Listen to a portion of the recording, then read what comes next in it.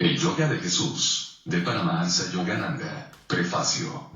Enseñó Jesús la ciencia de la meditación, a semejanza de los antiguos sabios y maestros de Oriente, considerándola como el camino para entrar en el reino de los cielos. ¿Existieron acaso enseñanzas ocultas que les fueron transmitidas a los discípulos más cercanos y se perdieron o eliminaron con el paso de los siglos?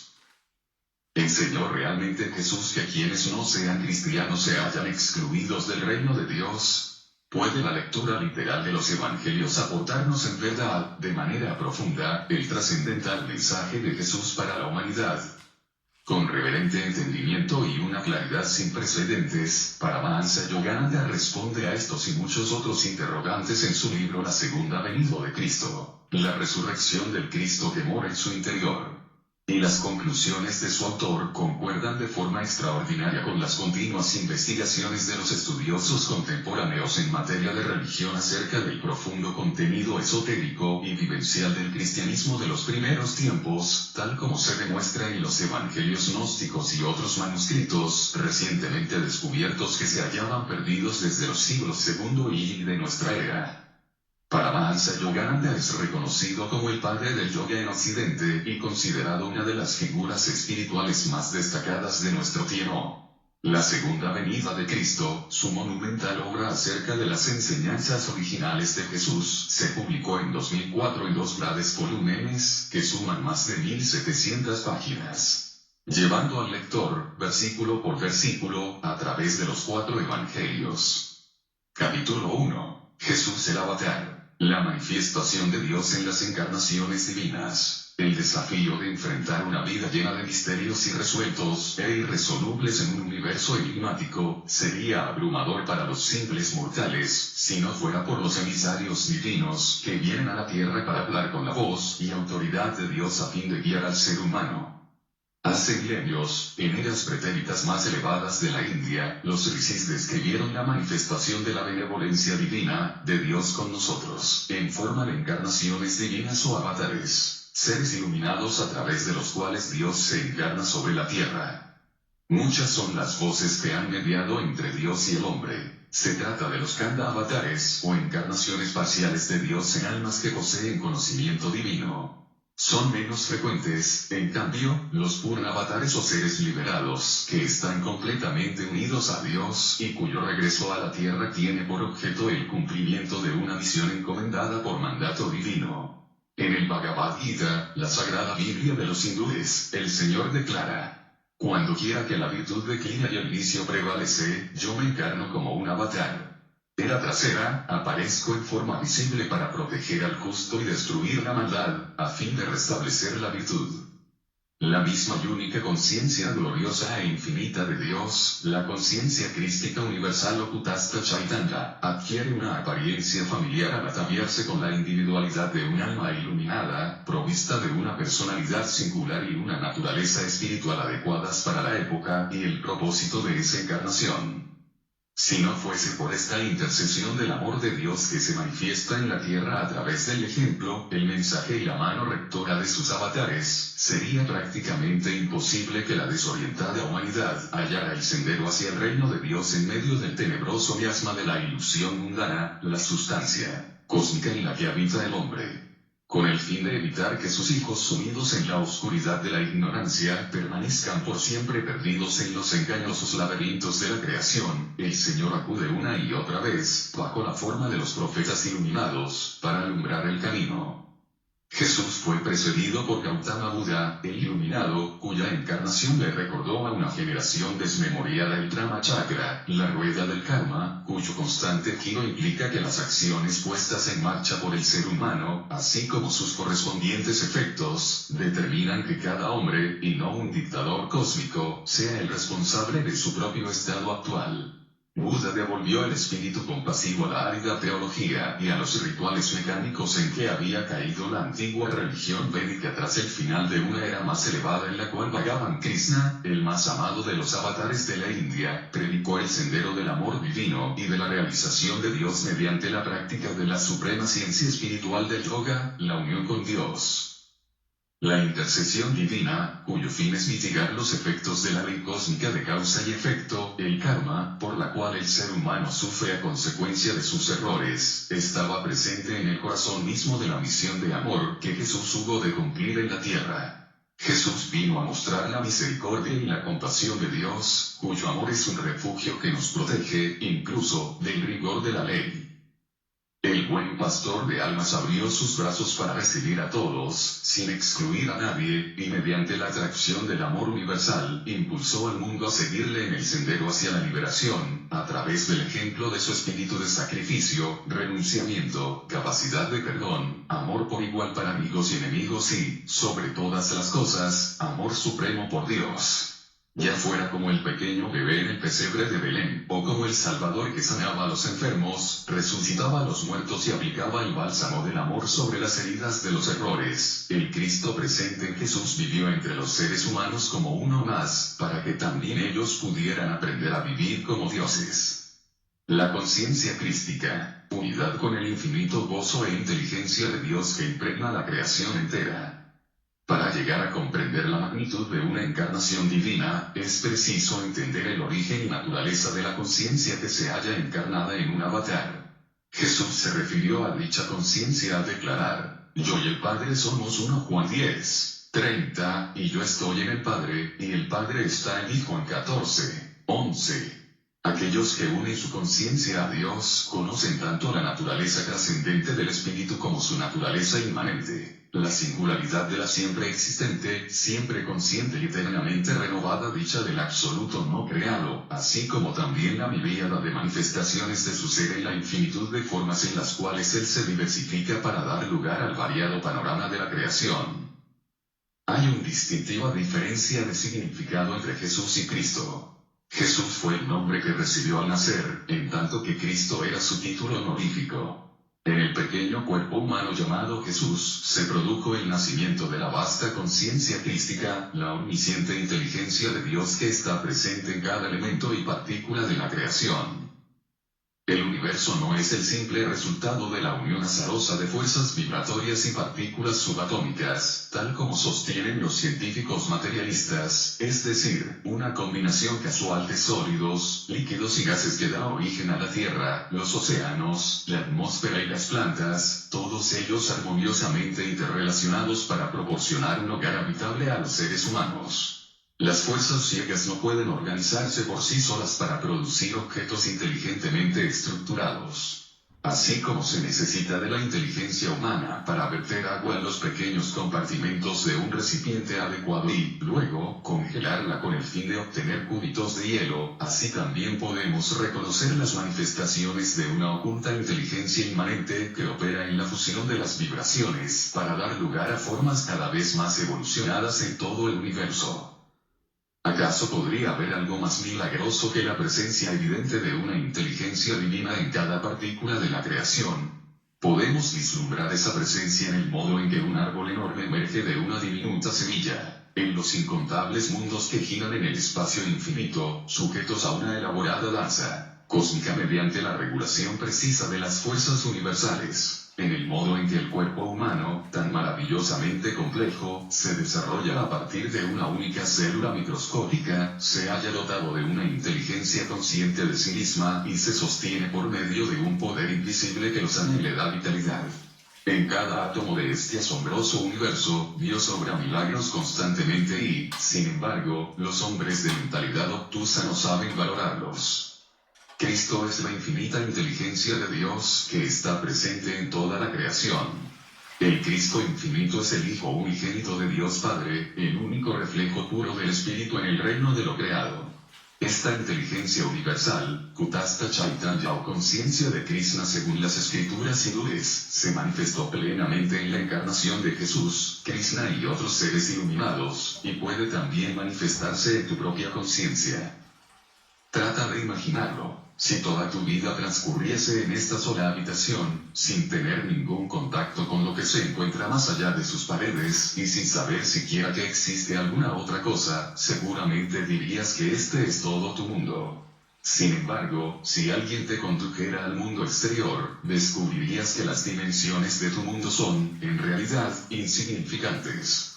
Lo mismo sucede con la percepción de la conciencia crística.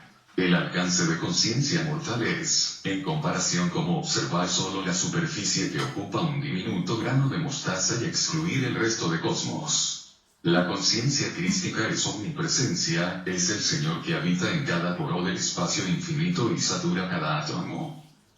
La conciencia de una hormiga se limita a las sensaciones que experimenta en su pequeño cuerpo.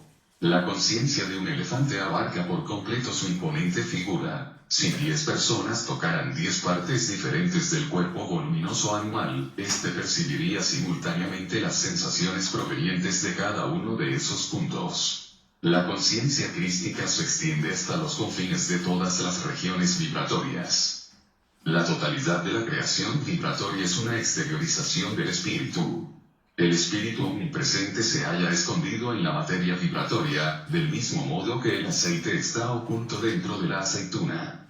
Al prensar el fruto, aparecen en la superficie minúsculas gotas de aceite. De igual manera, el espíritu, manifestado individualmente en cada alma, emerge de la materia en forma gradual mediante el proceso de evolución.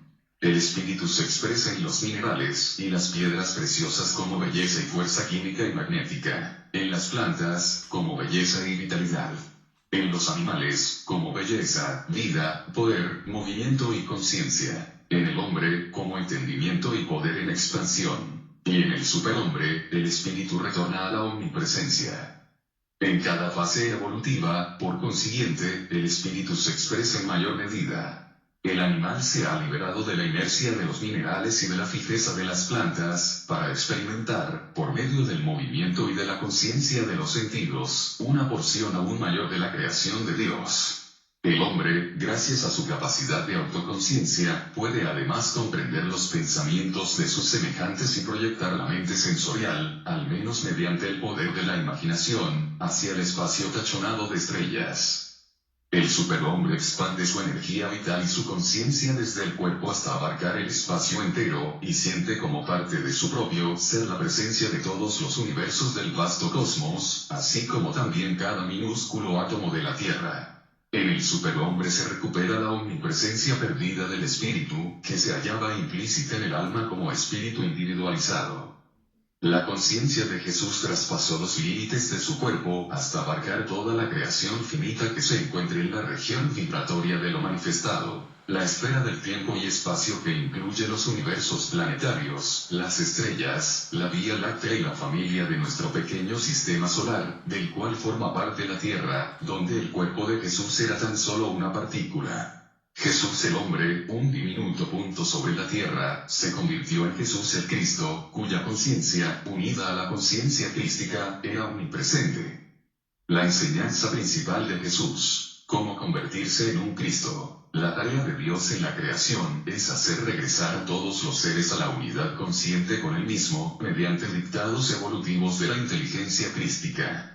Cuando el sufrimiento se extiende sobre la tierra, Dios responde al llamado del alma de sus devotos y envía a un Hijo Divino para que, por medio de su ejemplar vida espiritual en la que se manifiesta plenamente la conciencia crística, pueda enseñar a los seres humanos a cooperar con la obra de salvación de Dios en sus propias vidas.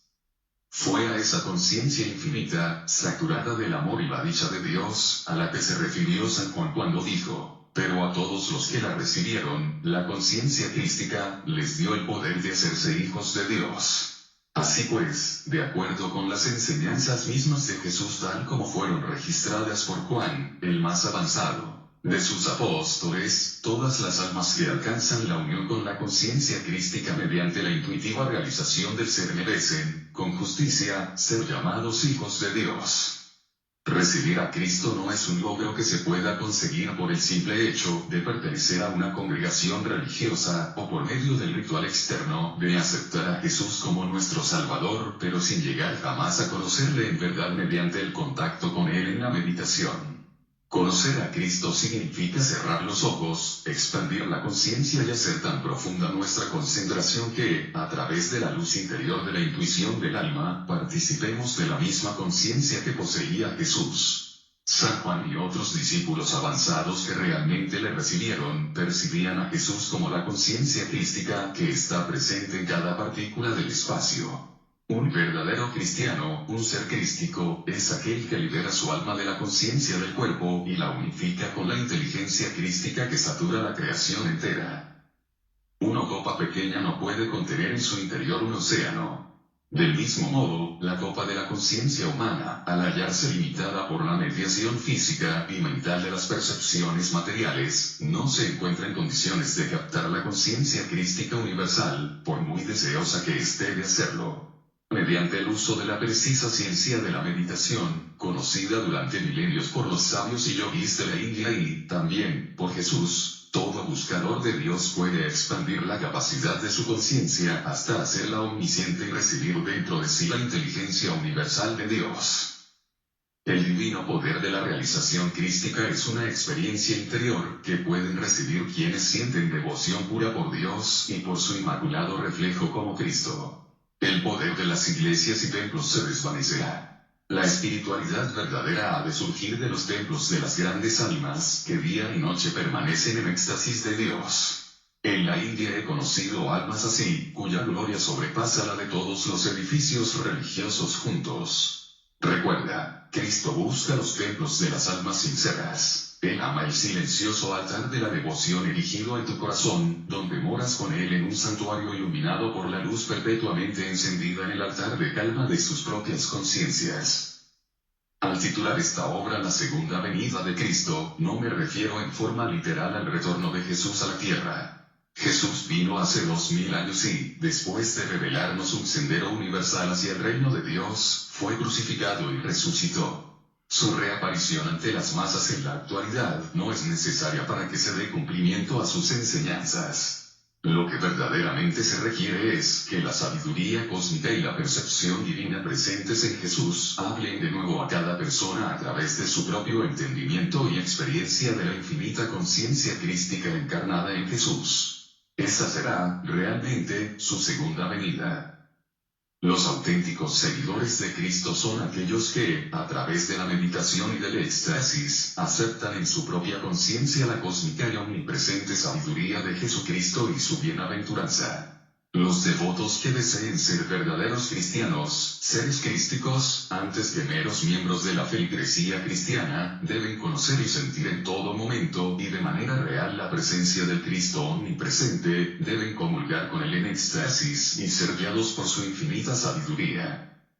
Estas enseñanzas han sido enviadas para explicar la verdad tal como Jesús quería que fuera conocida por el mundo. No tienen el propósito de iniciar un nuevo cristianismo, sino el de dar a conocer lo que Cristo realmente enseñó, cómo llegar a ser un Cristo, cómo hacer resucitar a Cristo eterno en el interior de nuestro propio ser. Capítulo 2. Jesús y el yoga. La continuidad de la palabra de Dios a través de sus avatares quedó bellamente simbolizada por el intercambio espiritual que se produjo entre Jesús y los magos, sabios, de Oriente, procedentes de la India, que acudieron a honrarle en ocasión de su nacimiento. Existe en la India un sólido legado tradicional, considerado fidedigno por notables metafísicos y compuesto por conocidos relatos que figuran en manuscritos antiguos, donde se narra que los magos de Oriente, que viajaron a Belén con el propósito de ver al niño Jesús eran, en realidad, grandes sabios de la India. Y no solo los maestros de la India visitaron a Jesús, sino que él, a su vez, les devolvió la visita. Durante los años de la vida de Jesús sobre los cuales no se tiene ninguna información, las escrituras guardan silencio en lo que respecta al periodo comprendido aproximadamente entre los 14 y los 30 años de edad. Él viajó a la India recorriendo, probablemente, la transitada ruta comercial que unía el Mediterráneo con China y la India. La realización divina con que ya contaba Jesús, nuevamente despierta y fortalecida por la compañía de los maestros de la India y el entorno espiritual allí imperante, vendó el cimiento de universalidad de la verdad en el que Jesús se basó para predicar un mensaje sencillo y asequible que las masas de su país natal podrían comprender, pero que, al mismo tiempo, se hallaba colmado de significados subyacentes que serían apreciados por las generaciones futuras, a medida que la mente humana progresara desde su etapa infantil hasta alcanzar la madurez del entendimiento. Los años perdidos de Jesús. En el Nuevo Testamento, la cortina del silencio desciende sobre la vida de Jesús después de los 12 años y no vuelve a alzarse hasta 18 años más tarde, cuando recibe el bautismo de Juan y comienza a predicar ante las multitudes. Únicamente se nos dice: Jesús crecía en sabiduría, en estatura y en gracia ante Dios y ante los hombres. Lucas 2:52. El hecho de que los contemporáneos de un personaje tan excepcional como Jesús no hayan encontrado nada digno de ser mencionado por escrito desde la niñez hasta el 30º año de su vida es, en sí mismo, extraordinario. Sin embargo, existen efectivamente relatos notables acerca de Jesús, pero no en su país de origen, sino más hacia Oriente, en aquellos lugares donde pasó la mayor parte del periodo sobre el cual se carece de datos. Ocultos en un remoto monasterio tibetano, se encuentran documentos de incalculable valor que hacen referencia a un tal Sanisa, proveniente de Israel, en quien se hallaba manifestada el alma del universo, y que desde los 14 a los 28 años permaneció en la India y zonas de la cordillera del Himalaya, entre santos, monjes y pandits, predicó su mensaje por toda la región y luego, con el propósito de enseñar, retornó a su tierra natal, donde fue cruelmente maltratado, condenado a muerte y crucificado. A excepción de los registros que aparecen en estos antiguos manuscritos, nada se ha publicado acerca de los años desconocidos de la vida de Jesús. De modo providencial, el viajero ruso Nicolás Notovich descubrió y transcribió estos documentos en el monasterio de Inis, del Tíbet. Él mismo publicó sus notas en 1894 bajo el título La vida desconocida de Jesucristo. En 1922, Swami Abhayananda, discípulo directo de Ramakrishna Paramahansa, visitó el monasterio de Inis y confirmó todos los detalles sobresalientes publicados acerca de Isa en el libro de Notovich. En una expedición a la India y al Tíbet realizada a mediados de la década de los 20, Nicolás Roerich tuvo ocasión de ver y copiar versos de antiguos manuscritos que eran idénticos a aquellos publicados por Notovich, o cuyo contenido, al menos, era el mismo. Roerich quedó además profundamente impresionado con las tradiciones orales de la región. En Srinagar nos enteramos por primera vez de la curiosa leyenda sobre la visita de Cristo en estos parajes. Más tarde, pudimos comprobar cuán difundida se halla en la India, en la de en Asia Central, la leyenda de la visita de Cristo a estas regiones durante su larga ausencia mencionada en el Evangelio. La India es la madre de la religión. Se reconoce que su cultura es mucho más antigua que la legendaria civilización egipcia. Si investigamos estas cuestiones, podremos comprobar que las antiquísimas escrituras de la India preceden a todas las demás revelaciones y han influido sobre el libro egipcio de los muertos y el Antiguo y Nuevo Testamento de la Biblia, así como también sobre otras religiones que estuvieron en contacto con la religión de la India y se inspiraron en ella, porque la India se ha especializado en la religión desde tiempos inmemoriales. Por esa razón, el propio Jesús viajó a la India. El manuscrito de Notovich nos lo cuenta así. Esta se ausentó secretamente de la casa de su padre, abandonó Jerusalén y viajó hacia Sind en una caravana de mercaderes, con el objeto de perfeccionarse en el conocimiento de la palabra de Dios y en el estudio de las leyes de los grandes Budas. Esto no significa que Jesús aprendiera de sus mentores y compañeros espirituales de la India y regiones circundantes todo cuanto luego enseñó. Los avatares vienen provistos de su propio caudal de sabiduría.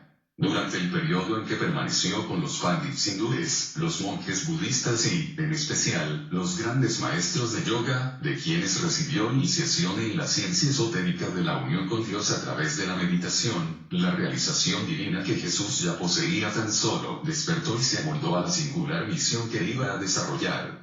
A partir del conocimiento que había acumulado y de la sabiduría que brotaba de su alma cuando se hallaba en profunda meditación, concibió para las masas parábolas simples sobre los principios ideales mediante los que ha de gobernarse la vida humana ante Dios. En cambio, aquellos discípulos que estaban preparados para recibirlo, les impartió el conocimiento acerca de los más insondables misterios, como lo demuestra el libro del Apocalipsis de San Juan, que forma parte del Nuevo Testamento, cuya simbología concuerda de manera precisa con la ciencia lógica de la comunión con Dios.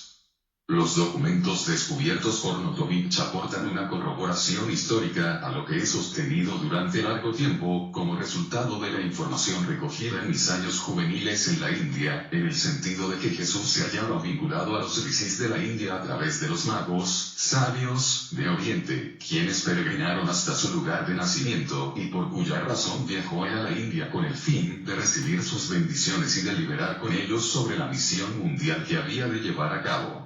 En las páginas de este libro me propongo demostrar que las enseñanzas de Jesús, nacidas internamente de su comunión con Dios y alimentadas externamente por los estudios que realizó con los grandes maestros, expresan la universalidad de la conciencia crística, la cual no conoce límites de raza o de credo.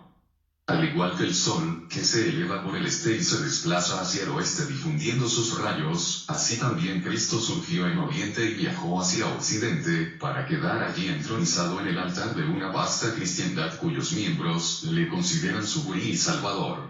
No es casual que Jesús eligiera nacer en Palestina como un Cristo oriental. Este escenario era el centro de confluencia que vinculaba Oriente con Europa.